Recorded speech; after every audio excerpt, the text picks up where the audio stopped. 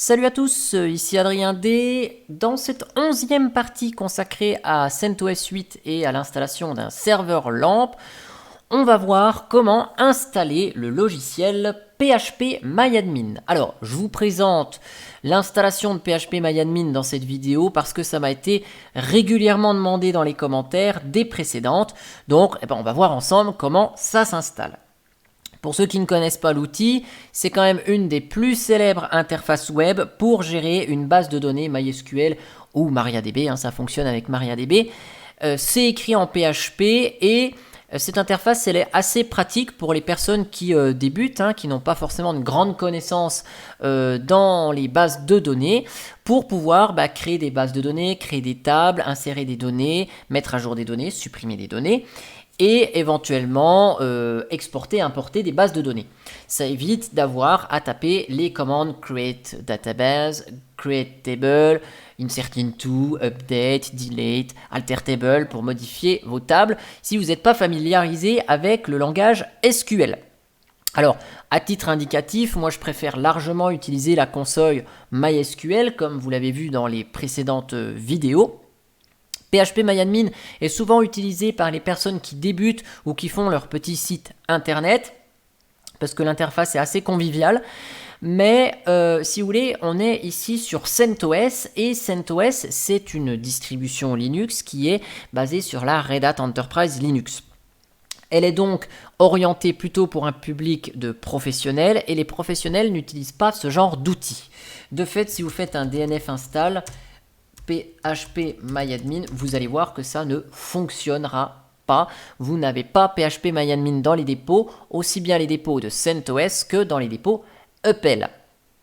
Cependant, si vous travaillez sur Debian, vous avez peut-être l'habitude d'installer PHPMyAdmin ou sur Ubuntu. C'est disponible dans les dépôts de la distribution. Ces distributions étant plus utilisées par des personnes qui débutent ou qui ont une grosse communauté, qui n'ont pas une visée uniquement entreprise. Alors dans cette vidéo, ici on va voir comment installer PHPMyAdmin. Le tutoriel que vous avez dans le descriptif de la vidéo récapitule toutes les manipulations de A à Z que je vous montre ici. Et si vous voulez, on va installer PHPMyAdmin dans UserShare comme le fait Ubuntu avec ses paquets tirés des dépôts. J'ai mimé tout simplement l'utilisation et l'installation de ce PHPMyAdmin sur CentOS. Donc la méthode, elle vaut ce qu'elle vaut, mais enfin bon, vous pouvez installer comme vous le souhaitez. Ici, on va voir comment on va l'installer de manière à la Ubuntu.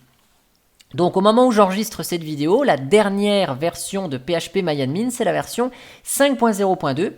Elle nécessite PHP 7.1 et au moins MySQL 5.5. MariaDB, ça fonctionne également puisque MariaDB est basé sur MySQL 5. Ça a été forqué au niveau de la branche 5 de MySQL, donc il n'y a pas de souci. On va copier l'adresse du lien ici du tar.gz. C'est quand même beaucoup plus pratique pour décompresser qu'un zip sous Linux. Et on va se rendre dans User, Share, et on va décompresser ça ici. Donc on va récupérer l'archive avec wget, et on va décompresser avec tar-xzf, et on va mettre le nom de l'archive ici, voilà. Donc ça va nous créer ici notre dossier PHPMyAdmin 5.0.2, all languages, etc. Maintenant qu'on a décompressé, on peut supprimer l'archive ici, tar.gz, on n'en a plus besoin, yes. Et pour plus de simplicité, on va renommer ici le dossier PHPMyAdmin blablabla en PHPMyAdmin, le tout en minuscule sans numéro de version. Comme ça, ce sera beaucoup plus simple. Si jamais vous voulez après mettre à jour PHPMyAdmin, il vous suffira de récupérer à nouveau l'archive tar.gz et de recopier tous les fichiers dans notre dossier PHPMyAdmin. Là-dedans, qu'est-ce qu'on a? Eh bien, on a tous les fichiers nécessaires pour le fonctionnement de PHPMyAdmin. Donc, il n'y a pas besoin d'écrire dans ce dossier-là, il y a juste besoin de lire. Les fichiers ne sont pas modifiés par Apache, ils sont juste lus. On va avoir besoin de configurer ici PHPMyAdmin et la configuration, elle se fait avec ce fichier config.inc.php. Ici, le fichier s'appelle config.sample.inc.php. On va tout simplement le renommer. Donc on va le copier et on va appeler le nouveau config.inc.php. Alors pourquoi par défaut ils n'ont pas mis config.inc.php? C'est pour une simple raison, c'est que quand vous allez télécharger la version plus récente de PHPMyAdmin pour la mettre à jour, pour corriger les éventuels bugs, les problèmes de sécurité, eh bien quand vous allez déplacer tous les fichiers PHP à nouveau dans votre dossier user-share PHPMyAdmin, eh bien le fichier config.inc.php n'étant pas livré, il n'écrasera pas votre configuration que vous aviez personnalisée. Ça, c'est pour la petite histoire. Donc ici, on va modifier le config.inc.php. OK. Et donc là, on va devoir ici renseigner cette ligne-là, cfg blowfish secret. Donc là, vous devez renseigner ici un secret. Donc c'est nécessaire pour PHPMyAdmin. Sans ça, ça semble pas fonctionner. Et ça doit faire 32 caractères de long. Alors, comment faire une suite de 32 caractères de long? Eh bien, c'est pas compliqué. Vous faites un écho de ce que vous voulez. Vous pouvez ici faire un MD5 sum ou un SHA 256 sum, peu importe ici. Donc là, MD5 sum, on va peut-être pas avoir assez de caractères. Donc je vais faire un SHA 256 sum. Ok, donc là, vous voyez, j'ai plein de caractères. Et pour les limiter à 32, eh bien on utilise la commande add-c32. Voilà, c'est une petite astuce que je vous donne, c'est cadeau. Et donc là, vous avez une suite de 32 caractères exacts. Si vous souhaitez avoir un peu plus de complexité ici que des chiffres et des lettres minuscules de A à F, parce que c'est de l'hexadécimal, vous pouvez ajouter après le SHA 256 sum un petit base 64 ici qui vous permet d'avoir beaucoup plus de variété ici. Et donc je copie ça et je vais le coller dans mon blowfish secret ici. Tac. Voilà. Donc comme ça, j'ai mes 32 caractères de long. Si on va plus loin, on a une petite erreur qui s'affiche avec PHPMyAdmin en bas, comme quoi PHPMyAdmin n'a pas de dossier temporaire pour fonctionner et qui peut être un petit peu plus lent. Donc on va créer au passage le dossier temporaire. Donc dans var lib phpMyAdmin et tmp. Ici. Donc le mkdir-p, c'est juste parce que le dossier phpMyAdmin n'existe pas. Donc plutôt qu'ils nous disent « Ah, je ne peux pas créer le dossier tmp dans varlib phpMyAdmin car il n'existe pas », l'option -p permet de créer toute l'arborescence, donc même s'il y a plusieurs sous-répertoires qui n'existent pas. Et maintenant que ce dossier il est créé, eh bien on va donner les droits à Apache dessus pour pouvoir écrire dedans, notamment, puisque Apache va avoir besoin d'écrire dans ce dossier. D'ailleurs, il a peut-être besoin d'écrire dans tout varlib phpMyAdmin. On va faire ça ici. Comme ça, Apache qui exécute, notre serveur web exécute phpMyAdmin, il aura la possibilité d'écrire dans varlib phpMyAdmin. Et ensuite, on va retourner dans notre config.inc.php ici et on va ajouter une petite variable de ce style là, pareil cfg ici qui va être nécessaire. Donc là c'est, si vous ne le précisez pas, il vous le dit en bas, il vous donne le nom de la variable, il veut le nom de la variable temp dir ici, donc on va lui mettre le nom de cette variable, hop, et on va lui donner ce chemin. Voilà. Et puis là, si vous voulez mettre un petit commentaire, vous pouvez ici, toc, par exemple, dossier temporaire de PHPMyAdmin. Hop, voilà. Donc ça, notre config, elle est terminée. Maintenant, qu'est-ce qu'on va faire? On va quand même configurer Apache parce que vous voyez, on est dans user-share PHPMyAdmin et par défaut, nos virtualhosts écoutent soit dans var www.html, soit, comme on a vu précédemment, dans srv tuto 1 et srv tuto 2, qui sont les deux autres racines de mes deux sites web sur ce serveur. Donc ici, si vous l'avez compris, on va aller dans etc, httpd et le dossier conf.d. Et là, on va créer un petit fichier config qui va s'appeler phpMyAdmin.conf. On va pas être non plus nul sur le nom du fichier. On va l'appeler avec un nom qui est intéressant.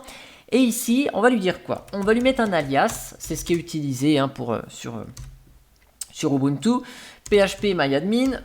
Donc si on appelle notre serveur web et qu'on lui passe /php myadmin, on va lui dire que c'est un alias qu'il faut qu'il reconnaisse et qu'il aille chercher le site qui se situe dans user share php myadmin, dans notre endroit bien sécurisé. Ça, c'est la première chose. Et la deuxième chose, c'est qu'on va ici donner des directives spéciales sur notre dossier.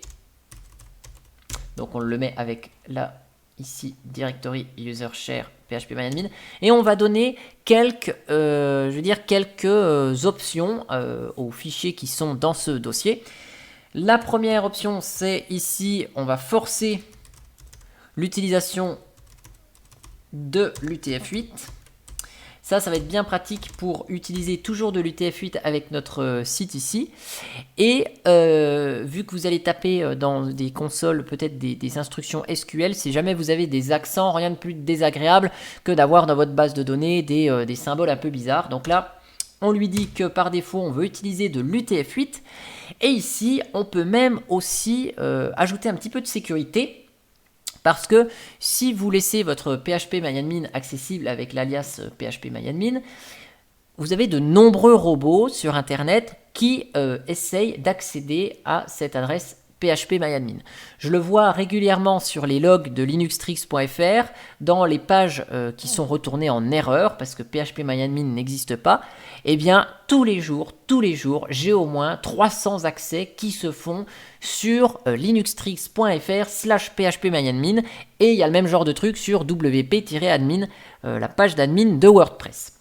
Donc, pour protéger votre PHP myadmin, vu que vous allez peut-être mettre un accès uniquement à la base de données à des utilisateurs locaux, PHP myadmin se connecte en local. Si vous avez laissé root ou root sans mot de passe, là c'est la catastrophe, vous avez la porte ouverte à tout. Donc je vous conseille de mettre un petit require ici, require IP, et puis vous mettez votre adresse IP. Ou si vous avez le PHP myadmin en interne, bon c'est pas grave, vous pouvez mettre juste un require all granted hein, sans souci. Et par contre, si vous êtes plusieurs à développer, vous pouvez mettre autant de require IP que vous le voulez. Donc là, ici, je vais autoriser, hein, parce que ce site PHP myadmin va rester un petit moment avant que je rende la machine virtuelle à la personne qui me l'a prêté. Ça va rester en accès libre, le PHP myadmin ici. Donc je vais filtrer juste sur mon adresse IP, donc mon ip.com. Je récupère mon IP sur le site ici, et je vais vous montrer juste après que ça marche. Hein. Donc là, pas de panique, hein, je montre ouvertement mon adresse IP, mais tout le monde la connaît, vu que j'héberge des trucs à la maison. Donc, une fois qu'on a paramétré notre petit fichier de config, on enregistre. On fait un petit Apache CTL que je ne vous ai pas montré d'ailleurs dans les précédentes vidéos, mais vous pouvez lancer Apache CTL config test ici pour vérifier la configuration de votre fichier de config. Et là, on voit qu'il y a une petite erreur ici, ligne 5. Ah oui, j'ai oublié de fermer ça, donc je vais fermer ici. C'était pas voulu l'erreur, mais vous voyez, quand il y a une erreur, il vous le dit, et quand ça marche bien, il vous dit syntaxe OK. Les warnings ne sont pas bloquants. J'ai ajouté cette petite commande Apache CTL config test dans le tuto d'installation de PHP myadmin, parce que ce sera probablement utilisé par des personnes qui sont un peu plus débutantes, un peu moins confirmées. Donc, j'ajoute cette petite protection supplémentaire de configuration ici, enfin de vérification de la config. Et une fois que c'est fait, on fait un petit systemctl restart httpd. Et voilà, ça fonctionne. Alors, ça fonctionne ou pas d'ailleurs, parce que si vous avez suivi la suite des vidéos et que vous essayez d'accéder après à votre PHP myadmin,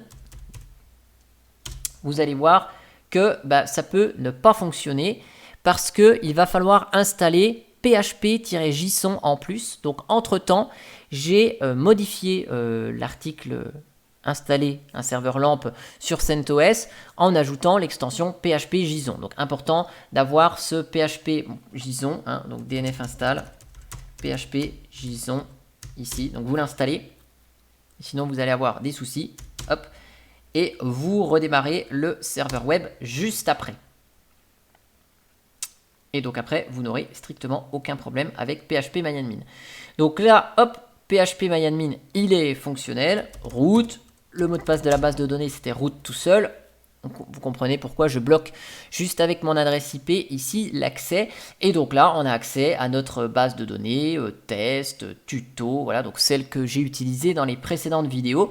Et donc, si vous ne savez pas faire un select étoile from message, bah, vous pouvez cliquer sur le bouton parcourir et hop, il vous liste le contenu de la table ici. Donc ça, c'est assez sympa. Vous pouvez supprimer des données. Voilà, ça vous évite de connaître la syntaxe delete from message where message id égale 4. OK. Et puis, vous pouvez éditer du texte. Je crois vous double-cliquez dedans. Voilà, coucou, lol. Voilà. Et puis, ça permet d'éditer ici directement. Ça vous fait cette commande-là, ici, au lieu de la taper dans la console. Il vous génère directement tout cela. Et donc comme ça, vous avez votre phpMyAdmin fonctionnel. Je vous montre que le require IP fonctionne bien ici. Regardez, je prends phpMyAdmin. Je vais me connecter avec un proxy. Alors, le proxy que je connais pour tester, c'est kproxy. Il vaut ce qu'il vaut. Ici, si je vais sur le site précédent, là, www.monip.com, vous allez voir ici que ce n'est plus mon 85 et les brouettes, c'est une IP voilà, différente qui est générée. Et donc si j'essaye d'accéder à mon site phpMyAdmin, eh bien il va nous claquer une petite erreur d'accès. Voilà, vous n'avez pas la permission d'accéder à phpMyAdmin sur ce serveur. On a une erreur 403, c'est interdit. Donc comme ça, avec le fameux require IP, vous pouvez quand même filtrer et n'autoriser qu'aux adresses IP concernées. L'accès à ce phpMyAdmin, c'est quand même très bien d'un point de vue sécurité. Surtout si vous ne pensez pas forcément à regarder régulièrement s'il y a des mises à jour pour phpMyAdmin. Voilà. En tout cas, eh bien, j'espère que cette vidéo sur l'installation de phpMyAdmin vous aura plu. Et moi, je vous dis à bientôt pour une prochaine vidéo. Allez, ciao ciao.